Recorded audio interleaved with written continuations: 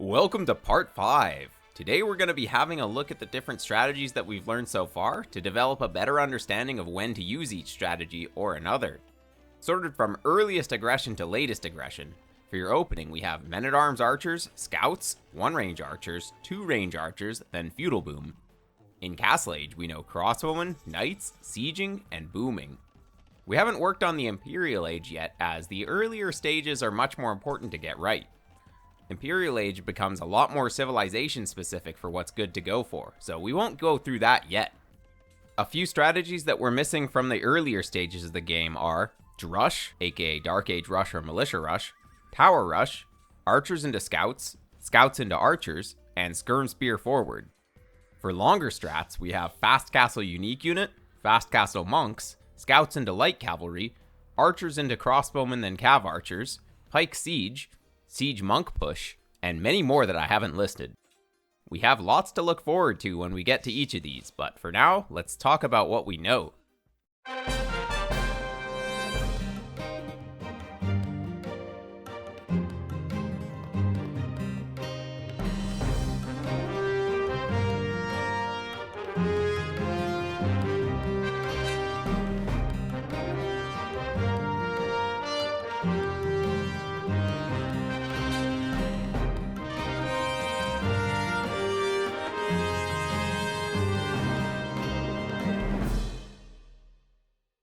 In situations where you need to do some damage early, men-at-arms opening can help you be the first one to attack.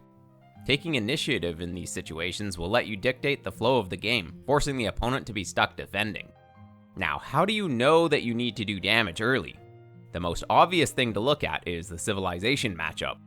If your civilization has better bonuses for the early game, and worse for the later stages compared to your opponent, then you should try to do damage while you have the natural advantage. For example, Mongols versus Berbers. Mongols are one of the best rushing civs because they collect hunted food 40% faster, which can result in unmatchable feudal uptimes against most civs. Using the extra resources collected early can let the Mongols attack their enemies before they're ready. The big downside to Mongols is that this hunting bonus is their only economic bonus, so after hunt runs out, they have no other economic bonus to help them out. Their entire game plan revolves around dealing damage early so they can get to the later stages of the game in a decent position, or just outright win the game early. Compare that with Berbers in this matchup. Their only bonus before Castle Age is faster moving villagers, which doesn't improve their economy much. They also don't have any military bonuses in the early game, so they really like to try to get to Castle Age without taking too much damage so they can produce their cheaper stable units. They also have access to Genitors and Camel Archers in Castle Age, which gives Berbers a lot of flexibility from Castle Age onwards. So, in this matchup, the Mongols should try to damage the Berbers early, and the Berbers should try to get to Castle Age without taking too much damage. Mongols could try Men-at-Arms Archers to get some early damage, or they might try Scouts. Either way, the Berbers will likely be the one defending initially. As the Berbers, there are a few ways they can defend. Against men-at-arms archers, going straight 1-range archers and or skirms with early fletching can be a great response. This lets you hopefully kill the men-at-arms without losing any units, and then be able to deal with the follow-up archers as well. Resource walls, or very fast small walls, are preferred here, since men-at-arms attack before your military can be produced to defend. Making sure to make your barracks in a safe location so it doesn't get denied is also necessary. Against scouts, you have to make sure your walling villagers aren't exposed, so they don't die to the starting scout once they get the movement speed boost and +2 attack for reaching feudal age. As soon as you reach feudal age, you can add a few spearmen to protect your walling villagers so you can more safely secure your base. Going archers or scouts can work to defend against enemy scouts, though at lower levels, spears and walls are all you'll need. If the Mongols adds archers after their scouts, then you like to be on archers behind walls as the Berbers. In this situation, building a watchtower to protect your gold miners can be the key to keeping your gold income flowing, allowing for constant archer production. If you open scouts against the Mongols going scouts, then you'll have to deal with having less units for a while, since the Mongols will have quite a bit of extra food from their hunt bonus. Adding spears to make up for this difference in military numbers is a must here. Just don't add too many spears or you'll get surprised by an archer follow-up. Using your scouts to harass the Mongols' economy while defending with spearmen is ideal. One of the main advantages of attacking is that you gain information. By using your scouts, you can scout an archery range, or if the opponent is collecting gold, both of which are indicators that archers are coming. The safest play against an enemy making an archery range in Feudal Age is to add your own archery range. If you scout the Mongols' archer transition early enough, adding your own archers can be good, as archers can kill scouts and enemy archers. If you scout the enemy archery range late, you might be forced to make skirmishers, which while they train faster than archers and can absolutely dominate them, they will be almost useless against enemy scouts. It's this reason that scouts and archers is generally more powerful than scouts and skirmishers. Another reason that scouts and archers can be a better idea is due to the economy required to produce them. Since gold collects faster than food, and your food economy is limited by the number of farms you can produce, archers are much easier to add while also producing scouts, as there are less units competing for the very valuable resource that is food at this stage of the game. In the Berbers-Mongols matchup, Berbers gains many advantages from Castle Age onwards, so it's in the Mongols' best interest to play as aggressively as possible in the early game, so they can either end the game early or be in such a dominating position going into Castle Age that they can end it there. On the other hand, it's the Berbers' job to take as little damage as possible by investing in just the right amount of army and defenses to get to Castle Age in a decent position, so they can use their cheap stable units to go on a powerful offense. Of course, we've only looked at how this matchup could play out based on the Civ matchup. Looking at it from the point of view of the map can also give us some insights on how to approach the game. Since there are so many generations that are possible on Arabia, we can't cover everything here, but there are a few things to look out for. There are two main categories, wallable and unwallable. What makes a wallable map is having the woodlines fairly close to the town center, or the woodlines being in positions where the cost of walls is not too great. The walls should also not be too far from where your villagers will be collecting resources, as you'll need to wall behind your initial layer in the case of an enemy attack. If your town center is in a corner as opposed to a side, it's also significantly easier to wall. Having back berries and gold with two woodlines on the sides allows you to do some very nice small walls, so watch out for this type as well. In terms of unwallable maps, we have maps with only one woodline close, forward berries and or gold, especially if there's a hill near them that the enemy could put army on, and maps with only forward woodlines. When I say unwallable here, I don't mean it's impossible to wall, it just means that it's more likely to be better to invest less into walls and more into military. A wall that's only 99% built is basically like not walling at all, and also throwing plenty of resources down the drain. Just making military on these very open maps to defend can be better. So, if the map is unwallable, then it will favor the Mongols with their aggression, and if it's more wallable, then it will favor the Berbers with their walling. Now, just because the Berbers get their walls up, doesn't mean the Mongols can't break in. In this case, the Mongols will have to play extra aggressive. Men-at-Arms hit earlier than scouts, so trying them over scouts could let the Mongols get into the Berbers' base before they're walled. If that's not enough, a forward archery range and or forward towers could come in. Just because the map is easily wallable doesn't mean you can always completely neglect army as the Berbers here. One range defense as the Berbers is often a good play in this situation. In the other generation, where Mongols is favored on a more open map, an early uptime for the Berbers might be necessary to get spears and other feudal units out. I think it's probably almost always a good idea to resource wall your villagers against the lightning fast uptimes of Mongols, but this will only be enough to buy time. Getting up fast for one-range archers could be a good play here, especially against men-at-arms, but as we've discussed earlier, your own scouts and spears could be good against the Mongol scouts opening. Of course, these are just a few common ways the game could play out. The Mongols could randomly go for forward 2-range archers or something crazy, so you have to do your best to adapt. Speaking of 2-range archers, let's talk a little bit about it. It's not really that popular at high levels these days, since it's a bit slow and can be countered by a significantly smaller investment into 1-range skirmishers. The idea is that you go to Feudal Age a bit later, which gives you a better economy since you had more villagers working throughout the feudal transition, which allows you to have more archers than 1-range play after a few production cycles. This is meant to overwhelm an opponent with archer numbers, as with enough archers you can beat basically anything. This strategy can be good when you're confident that your walls will be enough to hold against enemy aggression, but you still want to attack in mid-feudal age and take some map control.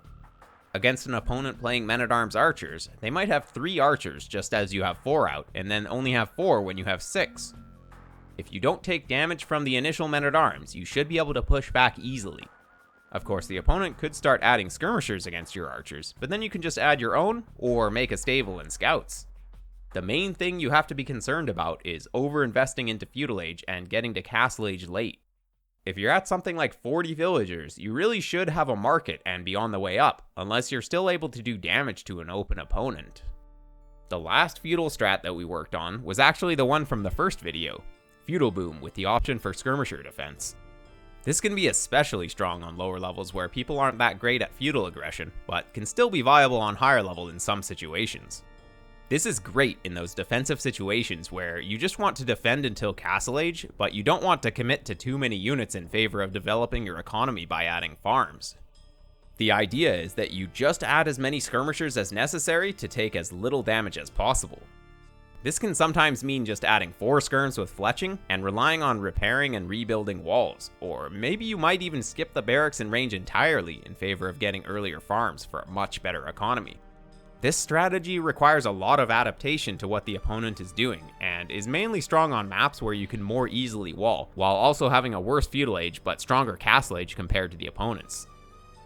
The general rule is that more open or less wallable maps favor early feudal uptimes and fast aggression, and more closed or more wallable maps allow you to play more defensively with more walls and a better economy. One of the most important things to keep in mind is that you want to invest as little as possible into military to accomplish your goals. If you need to defend, make just enough to push the opponent's army back while you invest into economy for a better military later. If you want to go aggressive, make sure to make army that's actually able to do damage. Going up to feudal age late and expecting 1-range archers to do damage is unreliable at best. Either go up early to hit fast, or go up late and make 2 ranges to hit hard. This is a point worth exploring a little more. There are 3 main categories in this game, which you can see in the score screen. These are economy, military, and technology. Since this is a real-time game, you have to prioritize which category to invest your resources in early. For our purposes, economy will include ecotechs such as bowsaw. Technology will just refer to upgrading your army or unlocking new units. Investing into economy gives you more resources later, which you can spend on any of the 3 categories. Investing in military gives you an army to try to destroy your opponent's economy. Investing into technology gives you better units to work with, so they can accomplish their jobs more effectively. Understanding when each of these investments might potentially pay off is critical to making the most out of your resources. If you build a villager, that will cost you 50 food. To break even on that investment, the villager needs to be collecting resources for roughly 2.5 minutes if you consider the time it takes to collect 50 food from a farm with no upgrades. This doesn't factor in building time or wood costs, but it's not too important to the point. After 2.5 minutes, you should be ahead of where you started. If you make a military unit, that gives you something to go attack your opponent with. Since military units don't collect resources, the investment is only as good as the damage you get from them. Depending on the situation, you may need to get upgrades to make your military effective. Remember back to scouts and archers. Scouts just require a stable and a few units to be effective at raiding and picking off small numbers of units. For archers, you need an archery range, mining camp, blacksmith, and fletching just to get started. Sometimes military alone is not enough, which is why we sometimes need to also spend on technology. Not all technologies are created equally, and some units benefit more from one upgrade over another depending on the situation. For example, archers really need fletching for the +1 damage and +1 range, as it will help them kill things much faster. But if you look at skirmishers when up against archers, getting armor could be better, as they not only already have a +3 attack bonus against archers, armor makes them take only 1 damage instead of 2 from fletching archers, effectively doubling their tankiness. Another great example is knights versus villagers. Since knights have 10 attack and villagers have 40 HP and 1 melee armor with loom, normally knights take 5 hits to kill villagers. If you get forging, however, you can take them out in 4 hits instead. But the next attack upgrade, iron casting, has no effect here.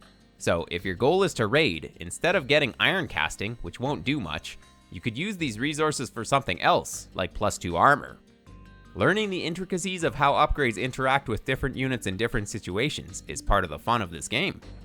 Just remember that economy takes a while to pay off, military pays off when your units start attacking, and technology can pay off almost instantly as you can take a fight with your army as soon as a key upgrade comes in, also known as a timing attack.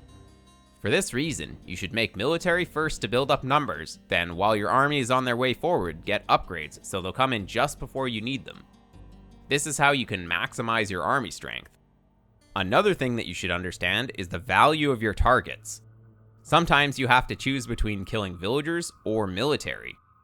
Killing villagers hurts your opponent's economy, but you have to understand the way in which it hurts. Just like how created villagers collect resources over time to first pay for themselves, then bring in more resources than you spent on them, dead villagers take time for their potential resources that they would have collected to add up.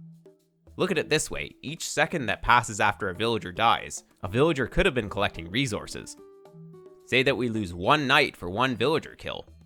Knights cost 60 food and 75 gold, and villagers cost 50 food. To collect 10 food and 75 gold, a villager takes around 227 seconds. This means that the person who lost the villager will actually be ahead for 227 seconds. This also means that if you used a bunch of units to raid and traded knights for villagers, you better watch out for a counterattack.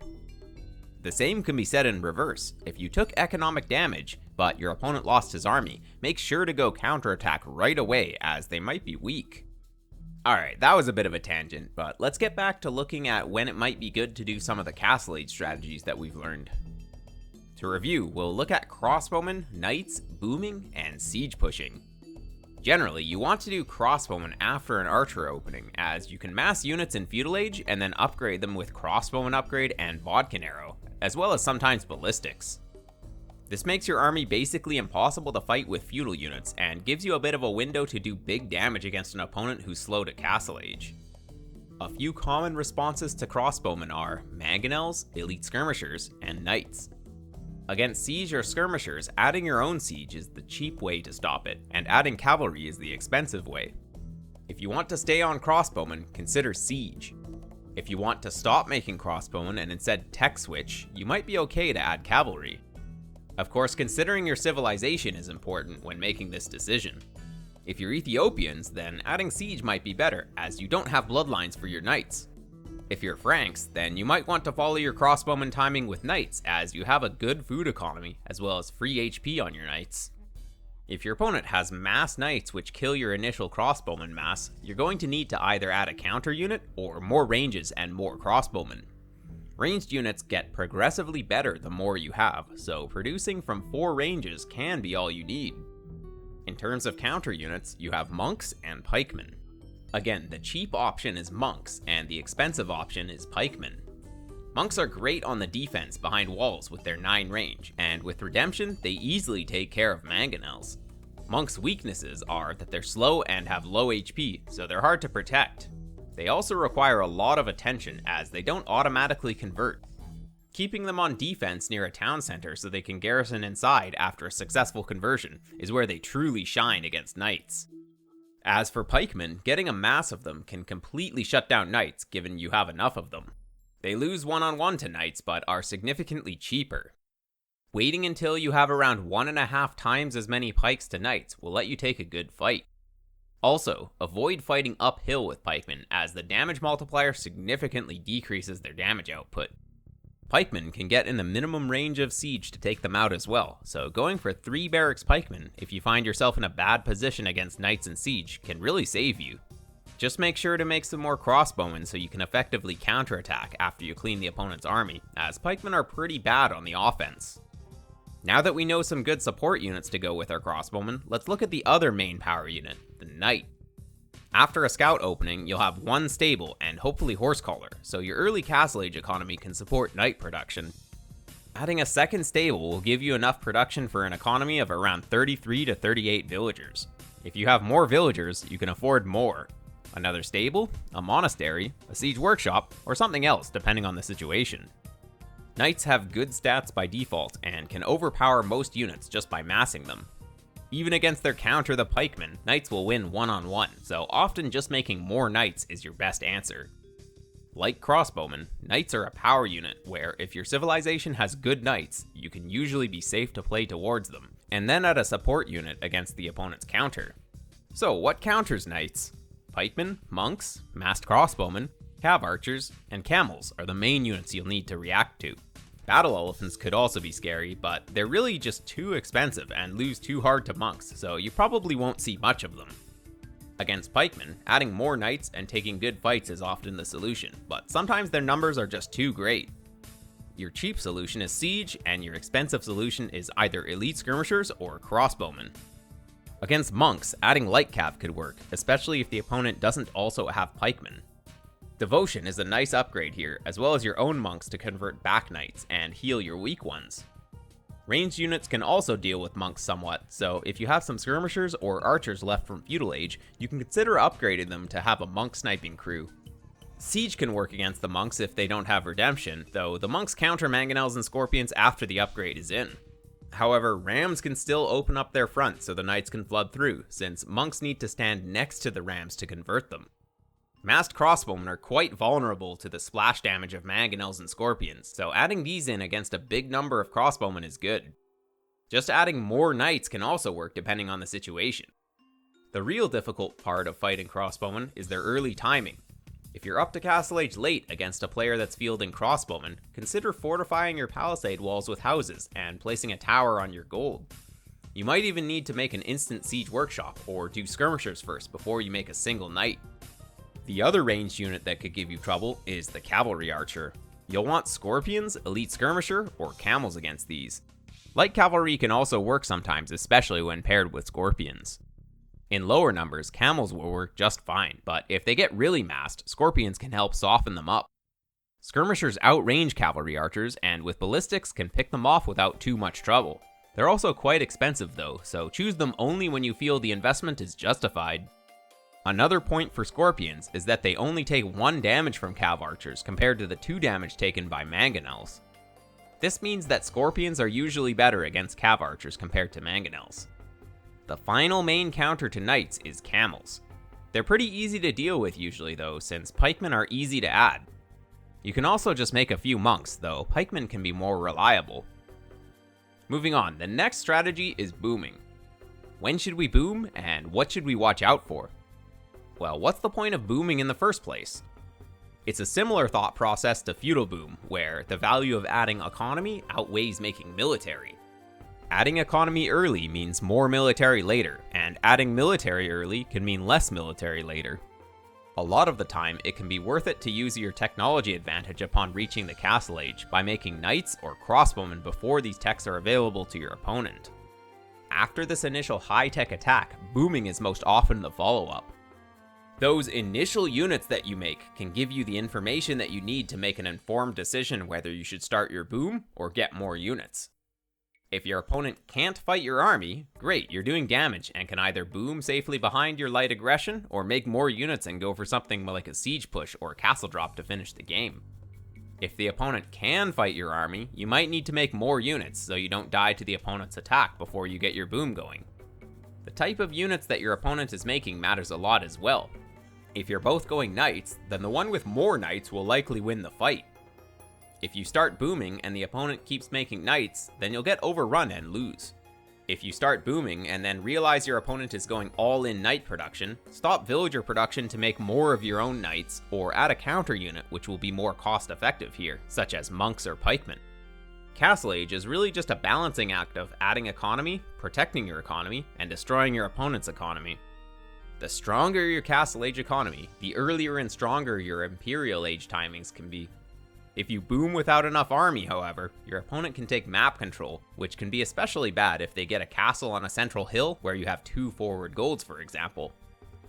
Even if you're up faster with a better economy, your opponent might be able to hold this hill until they get up and can match your army strength down the line. Pushing uphill can be difficult, especially if you don't have access to much gold. To prevent losing map control, adding more military as soon as your boom gets going is a good option. This means that after you reach food sufficiency for your town centers, you can start adding military without hurting your economy. Check my app for the specifics on unit production, but the number one thing you should remember is that you need 6 farmers per town center to keep it running. So once you're at 18 farmers on 3 town centers, then you can switch your focus to adding more military. Of course, you still need to add more farms to actually produce the knights, but you have to get into the mindset where you're producing military at around 18 farms. When to boom and when not to boom is a pretty complicated topic that relies on many factors, but hopefully this has illuminated the topic at least a little bit. The final strategy that we'll look at is siege pushing. This is sort of the opposite direction to booming. If you need to do damage to your opponent because you took damage early, or aren't confident in the late game in this Civ matchup, then siege pushing can be your solution. It can also be great if your opponent is up fast to Castle Age and is just booming with little army. In this situation, if you just boom yourself, you'll be behind, so it can be best to go for a big attack to damage your opponent's economy rather than expanding your own. Your economy balance is really important for this, since you don't have a very big economy, so it can take some practice to get used to it.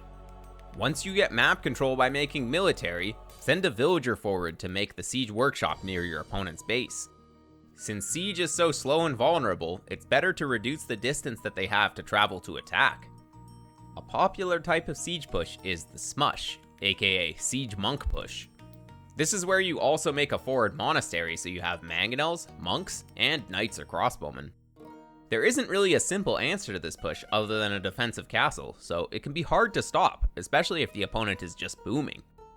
Another variant is a sort of Huang-inspired siege push. Huang is known for his fast castle siege pushes with Celts, where he stops producing villagers and goes full military. One of the most effective timings for when he actually sends his units to eat the opponent's TC is with 2 rams and 2 scorpions, with 4 repair villagers. Where the previous smush just sends the mangonels to chip away at the opponent's buildings slowly, this ram push attacks all at once in an all or nothing fashion. Basically, you make 2 rams, 2 scorpions, then send all of your units under the enemy TC and take it out, using the repair villagers to keep the rams alive, and the scorpions to pick off villagers.